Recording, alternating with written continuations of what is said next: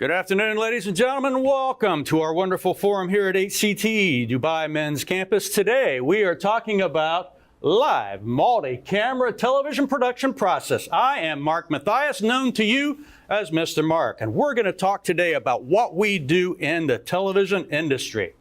First of all, we are storytellers. That is our main job. We tell stories about all types of topics, but our job in the media industry is to tell compelling stories. So what is a compelling story? Well, Aristotle said way back when that a compelling story has three parts. The first, the beginning. That's where it all starts. We add to the beginning with a bit of the middle. We have drama and climax, and then we end it all in a nice conclusion. So we have three parts to a compelling story. We also have three elements in which we can use in order to tell that story. The first is language, the text that we read, that we understand from various languages around the world. We have text as one of those elements. The second one is audio. You are hearing my voice today. That is audio. We also have music. Music provides emotion. Sound effects provides us information that we need to know. And of course, there is natural sound of the world around us. Then we have the visuals. And we think of television, we think of visuals, even though we have text and audio combined in this. The visual can be a still. It could be a motion element. It could be animation or computer graphics. It could be almost anything, but it's something that we see. So we have text, sound, and sight in order to tell a compelling story. Now, there are three phases in single camera production. All right.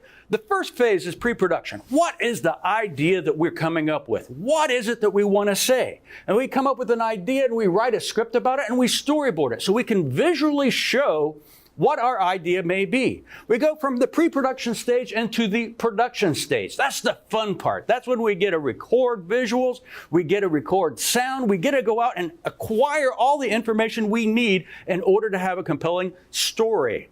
Now, in post-production, we take all those elements and we edit them together and we combine them in order to have a complete program. So we have three phases to use our three elements. Single camera use is done every day. We use cameras to record almost anything a part of our lives. We're taking selfies, we're using our cameras, we can record audio and visual. It can be still or it could be motion.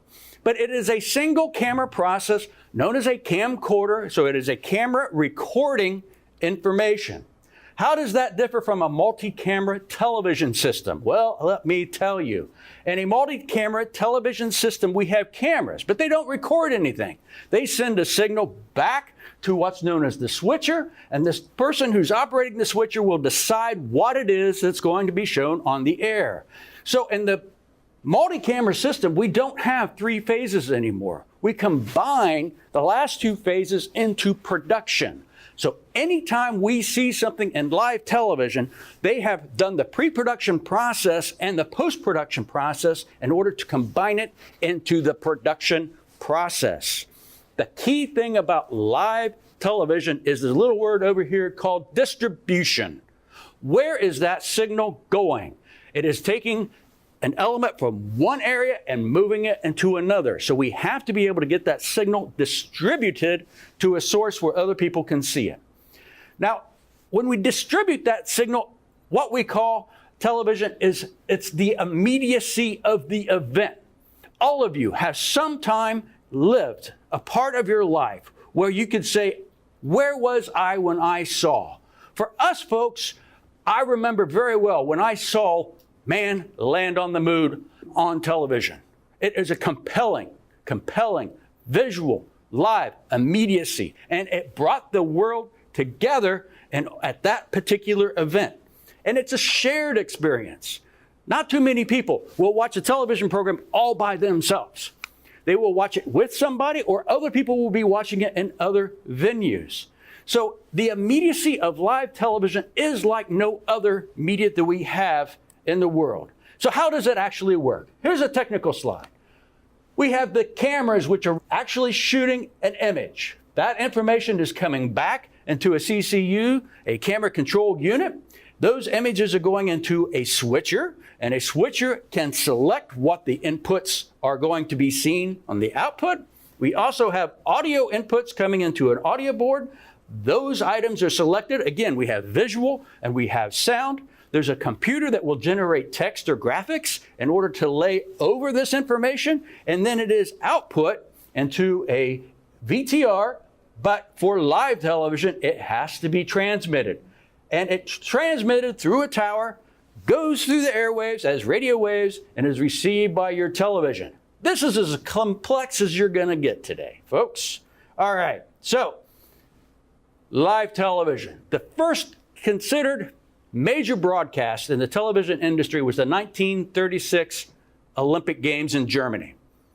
Now, that was quite a while back. Television, it was young. It was trying to get a grab on an audience, but the Olympic Games in 1936 is considered to be the first live event, and it just happened to be a sporting event, to broadcast images and sound from a venue to other locations.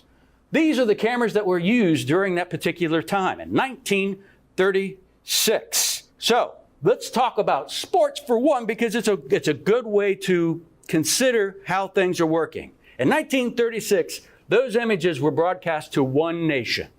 It was tower that sent the signal out to Germany.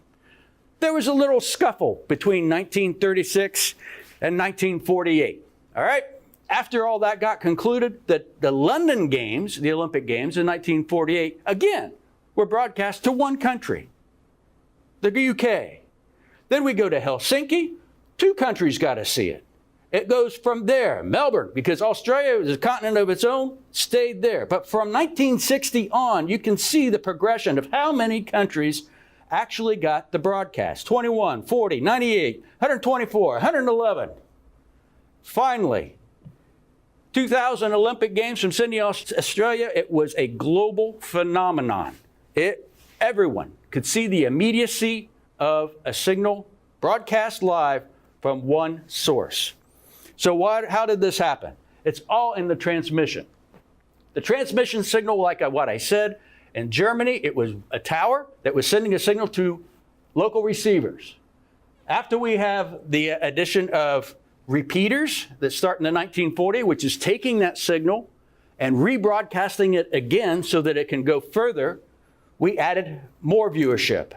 Then the cable industry came in, where the signal was sent down cable lines, which expanded the audience as well. In the 1960s, satellites were sent into space so we could beam a signal up, redistribute it to multiple points. That expanded the viewership. In the 1990s, the internet came into vogue so we could watch live television on the internet, and now with broadband, who knows where we're going with 5G. It will change the way that we watch television for the future. But let's take a look at the numbers there on the right. The percentage of penetration when it comes to how many households have a TV set. In the 1950s, this is in the USA, 9% of the households had a television set. So it didn't particularly matter if the signal could get there or not. People just didn't own televisions. So what happened between 1950 and 1960? Televisions became less expensive. They became more of a household appliance than a luxury. So that the expense of owning a television became less, so we could see that the penetration of households just leapt to what we have almost today, 98% penetration of television receivers in homes. Well, you're thinking, hey, that's pretty old school. Who watches TV today? For you guys, you don't watch as much TV as people of my age, because people 55 and older, we rely to watch live signals from our television sets. So we see that 96% of us watch traditional TV, but you folks, the younger folks, are doing it on desktops, tablets, and smartphones. And again, when 5G comes, your smartphone is going to be a television receiver, and you will be able to watch live anything at any time, anywhere. So it doesn't particularly matter what you're watching it on. The process of creating it is the same. What kind of programs do we produce? I've been talking about sports. Sports is a big production. This week, you may have watched some sports on television. You may not have liked the result of the content, but you probably watched the game itself. Other shows, dramas, news, game shows, music, education, all kinds of content is created live for television. Now, at the beginning, again, in the story, in the beginning, how did we keep that live signal? Because all it was a signal. Once it got sent out, we had no way of capturing it. They invented the Kinescope. The Kinescope was basically a motion picture camera that was pointed at a TV set. And it was recording the images that were broadcast. So you can see in the upper right, a boxing match that was recorded by Kinescope. The visual content is very poor. So anytime you see something of this nature, it was probably a Kinescope, an electronic signal recorded on film, played back, again, electronically. It wasn't until the 1960s when videotape was invented that we could actually record live programs, but it was so expensive. It was about over $2,000 US for a half an hour for a videotape, just for the tape itself when it first came out. So it wasn't until the mid-60s that we started making the transition from the live event, which went out and we never saw it again, it only happened once, to being able to record the events and play them back or send a tape and distribute it from different locations. I happened to start in the television industry in 1979 at a small PBS affiliate in Muncie, Indiana called WIPB. Yes, we were a small TV station, but we had one show that people around the world ended up watching. That was Bob Ross. We originated the Bob Ross television program from there for its entire existence. So even a small station could come up with content that people worldwide would view. From there, I expanded out into the network level, and I spent a lot of time as a camera operator, operating cameras at sporting venues, and a lot of the time I was underneath the basketball goal like this, having 7-foot people fall down upon me. I was 20-some years of age. It was an exciting time. I enjoyed the heck out of it. I freelanced for other networks, and I spent 20 years in the broadcast industry creating content for networks and corporations around the world. When I decided that I wanted to start teaching this skill, I ended up at a small university at Western Carolina University in North Carolina. And they happened to have something that most colleges have, which are students. They had 9,400 students, and believe it or not, they had 180 majors. Now, some of the campuses here in media have more than that. But we had 180 majors in the communication department at Western Carolina. But guess what they also had? They had 14 sports teams. Most universities have sports, arts, entertainment, music. They have content that is ripe for live television production. So we had 14 teams. And of course, in the United States, football, just like here, the same name, football, different sport, was king. Pepsi donated a large screen into our football arena venue. Our athletic director came to me and said, hey, we got this big screen in our football stadium and we have no way to put any content on it. How can you help us? And I said, hey, guess what? I've got this great television facility, but I have no way to distribute my signal. I said, you wire us up with fiber optics from the stadium back into our control room, and I will provide to you information in that arena. So the first year that we did this, we got all the wires going, we got our cameras out in the field, we did 6 home games, and it was a work of, well, is this going to work or not? But it did. We had to provide the feed to the screen in order for the people within the stadium to see what was going on. You may think, well, hey, everybody does this.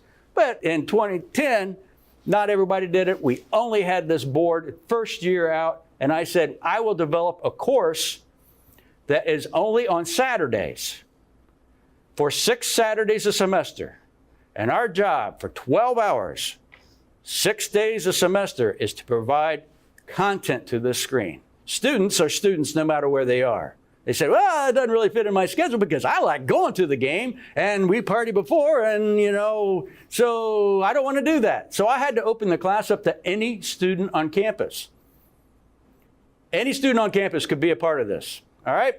So the people who came had a great time. because television is a fun industry. But every once in a while, something might go bad, and they go, oh my gosh, what the heck is going on? And we have to solve the problem. Because when you are live, you must provide a signal. We started with 6 cameras one game. We ended up with 1. Why? Because a major thunderstorm came through and just wiped out 5 of our cameras. You provide what you have to provide any way you can. So the second year, it was somewhat of a success the first year. The second year, we were picked up by ESPN3. So not only were we providing a signal to the screen itself, we were providing a second feed to streaming network ESPN. So we had to have 2 crews, because when you work like this, you have one content for the board, one content for the network. So we expanded the operation. Now, my athletic director was really happy with the fact that I was providing content to the screen. But he was very dubious about the fact that, hey, if people can see it on their phone, why would they come to the stadium? What's the purpose in that? And I said, hey, don't worry about that. If you build it, they will come. They want to come to the stadium for certain reasons. So we looked at the average attendance prior to having Purple Vision going on. And we averaged 6, 7, maybe 8,000 people in the stands per game during that time. When we looked at after Purple Vision, when somebody could buy a ticket, come to the stadium, look at the screen and watch an instant replay, watch a close-up of what's going on in the field, our audience rose an average of 1,000 attendees per game. The athletic director was very happy with this. So were the fans, because what happens when you see yourself on the big screen at the stadium? Woohoo, look at me, I'm on TV. So they come to see themselves. They will be looked at on the line. They say, hey, I see you on ESPN. Hey, look at that, look at the camera. There we are. So it is that immediacy of the experience that hypes everyone in order to be involved in the process. Not only were the fans happy, but the advertisers were happy. We started to get more advertisers in order to put information on that board.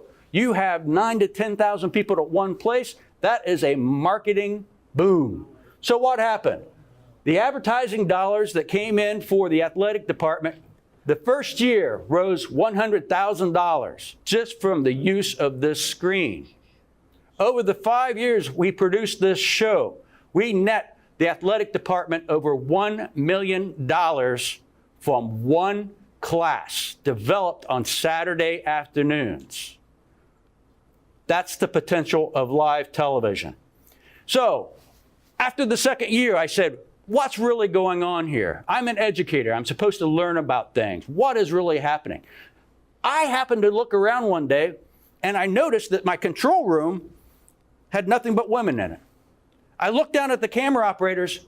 They were all female. I had an entire female crew at a college men's football game. And I'm going, what's up with this? This is kind of interesting. So I said, hey, let's take a look at the research. So I created a survey, a PPI, which asked my students at the beginning of the semester some of their perceptions of what this course will be and what they are doing. I again asked them at the end the same survey. But let's take a look at the numbers. I had 90 broadcast majors in my department. Only 33% of the broadcast majors were female. In other parts of the department, PR, advertising, 56% of the department were female. So not many females were in the broadcast concentration. So I took that. So the men get involved in the game. Just like when you watch sports, you're sitting there going, come on, come on, come on, come on, come on, come on, go! Right? These guys running the cameras and switching it live were doing the same thing. They were not creating the event, they were watching the event. And you cannot do that when you're creating television. You have to be emotionally detached to what is going on because you are telling a story. You're not letting the story come to you. So they got too emotionally involved in the event. And at the beginning of the semester, they said, oh, heck, we can do this. This is just television. You know, we can do this. This is what we do. But they came to find out that it is work. You spend 12 hours carrying equipment to and from an awfully hot stadium and standing behind a camera for 4 hours, having to be on the spot, in focus for 4 hours, and then lug all that gear back. That is work, but that's part of the industry. The women, on the other hand, they were neutral to the sporting event itself. It's a game, so what? They did not get emotionally involved in the event, which means that they stayed on task. They did the job that was assigned to them. But at the beginning, they were less confident in their ability to do this process. But overall, at the end, their confidence grew, and they knew that they could do this just like the men, because with only 33% being female, it's usually a male-dominated industry. But they held their own, and it was held out over multiple years. The women also had emotions for the team and the fans, and they searched for elements that conveyed that message. What is the mood of the day in the stadium? How are the fans feeling about this? The men themselves just cared about the game. They want the sport to happen so they can be involved in the sport. The women, when they were directors and camera operators, they got shots of the coaches' wives and family. They got emotion involved in the game outside the game itself. The men got shots of cheerleaders and the fans. Go figure, all right? So they looked at the event in two different ways. Now, because we had some success at what we did, our little Catamount team was invited to play one of the powerhouses of college football, Alabama. And we went from a stadium of 10,000 to a stadium of 100,000 people. I put all of my students in a bus. We drove to Alabama because we were playing them, and they got to sit in the press box and see the behind the scenes of a live television broadcast of our team, who we had broadcast all year long, to a nation. And not only to a nation, but the screens inside the stadium. What is it that when you put it on the screen, the audience immediately reacts to? They got to see that with 100,000 people watching the event. That is something that is very important.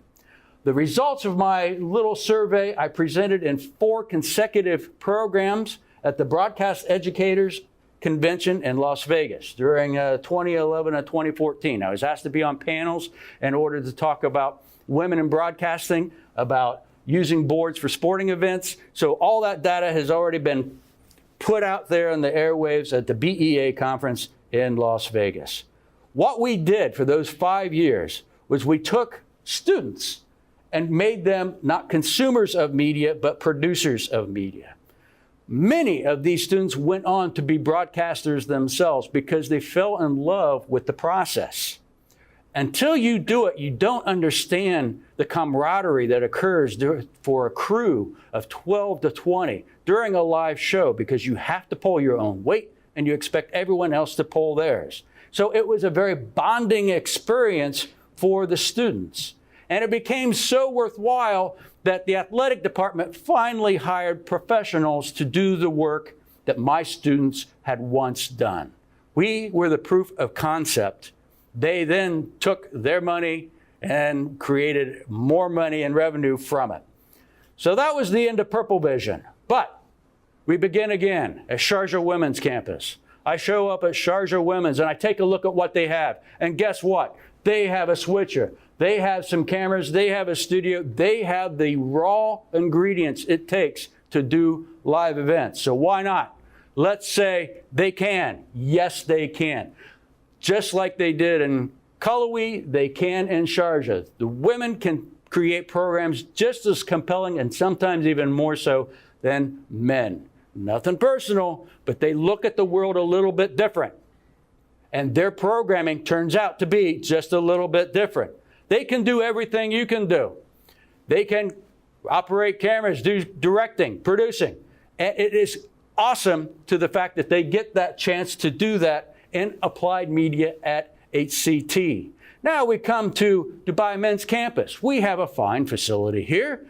Little dated, but it works. Students here are also learning the live television process. The issue that we have is that we have no way to distribute our signal. There is no way for me to compel you to understand that if you put the wrong shot up there, thousands of people will see this. If you mess up, everyone will know. But at the end of the day, if you have created a quality story, if you had told a compelling story, there is nothing better in this world in media than that. So, the women's campus, Dubai Women's Campus, I appreciate the fact that there's a reinvestment in the program. They now have a fine facility down there in order for them to tell compelling stories. So I have great hope that the Dubai Women's Campus can continue the beginning, middle, and end of this process. We are just in the middle of television broadcasting, folks. The beginning is over, and now we're in the middle. And the middle is changing each and every day. No, you don't watch television at home like I do. You watch it on big screens that move. The new televisions that are coming up are see-through. The technology is changing daily on how we receive this content, but the content remains the same. The content is what we said before, the sports, the entertainment, the drama. How we go about it is the same. And I am always out looking at seeing how you folks do it in your country, what you like to watch, and how you go about doing it. So let's take a look at some numbers. This is a number that I think is quite staggering. When I talk about immediacy, this is telling you what it's all about. Your sport, football, the Brazil World Cup. There was over 1 billion people watching that game simultaneously around the world. 1 billion people watching at one time. There is no other communication device that brings people together like television. This weekend, there's a little game in the United States called the Super Bowl. There'll be over 160 million people just watching that game if Atlanta does not freeze over before then. So we can bring people together for a communal event. And live television is the occurrence of actual time. And television is transmitting that actual time through electronic transmission to another venue so we can reassimilate it and view it. That's what I'm trying to do with my students here at Dubai Men's Campus at HCT. We are trying to learn the process of television production because, believe it or not, we as a human race have a love affair with television. And it will continue to grow, and the end of this story is yet to be written. It will be a part of your life and your kids' life, and I want you to be able to understand this is a great way to make a living. Any questions?